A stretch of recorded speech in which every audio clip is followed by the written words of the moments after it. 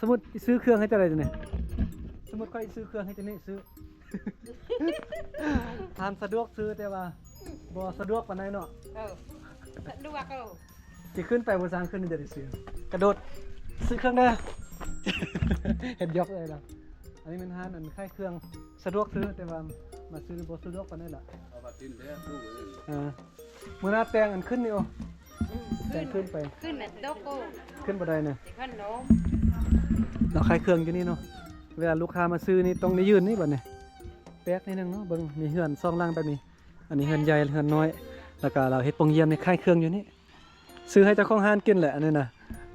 ให้เด็กน้อยเลย ขับใจเด้อ บ่เป็นหยัง ใจใจใจ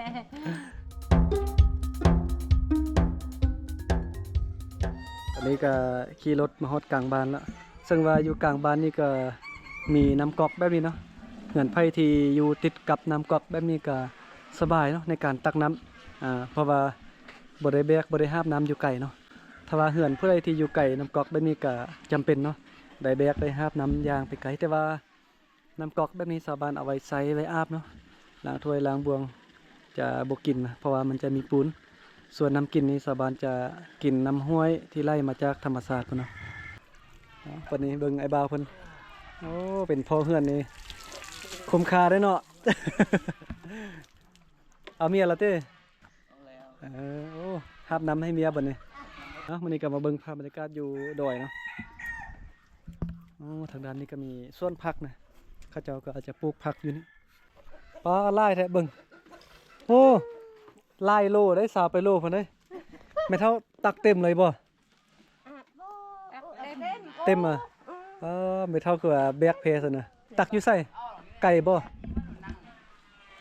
อยู่ปลาเพิ่นเต้ตักน้ำกินเต้เฮ็ดหยังกินมาเท่าแตงเมื่อเผอะอันนี้มันแกนมักอึเนาะไม่เท่ากำลังคั่วแกนมักอึมักฟักทองกินอยู่ผู้เดียวบ่ไม่เท่าเหย็ดแซ่ดลูกหลานเยอะแต่เมื่อลูกหลานเสียมาแล้วอยู่ผู้เดียว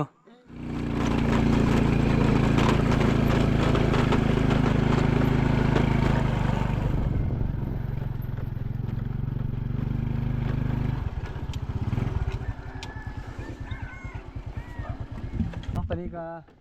บอลังก็ขี่รถขึ้นมาฮอดกลางบ้านด้วยเนาะเมื่อกี้บอลังก็อยู่พูนพุ่นนะอยู่ฝากพุ่นนะตอนที่ไปซื้อขนมให้อันสาบานเมื่อกี้นะอยู่สุดฝากพุ่นเนาะ